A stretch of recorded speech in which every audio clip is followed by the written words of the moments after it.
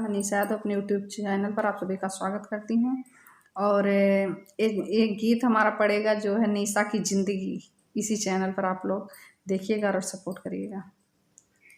जनक बगिया में फूल की बहार बा, केहू न तोड़न वार बाना।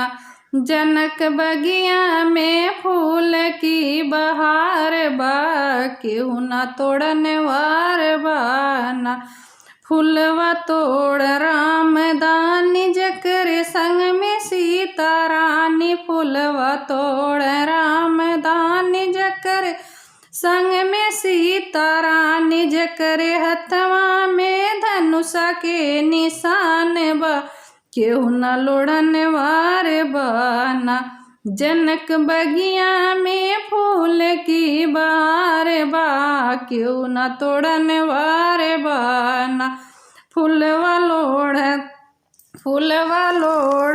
कृष्ण दानी जकर संग में राधा रानी। फूलवा लोढ़ कृष्ण दानी जकर संग में राधा रानी। जकरे हथवा में मुरली के निशान बा, केहू न तोड़न वार बाना।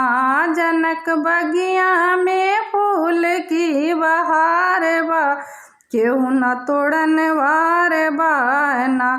फूलवा तोड़ शंकर दानी जकर संग में गौरा रानी। फूलवा तोड़ शंकर दानी जकर संग में गौरा रानी। जकरे हथवा में डमरू के निशान बा, केहू न तोड़न वार बाना। जनक बगिया में फूल की बहार बा, केहू न लोड़न वार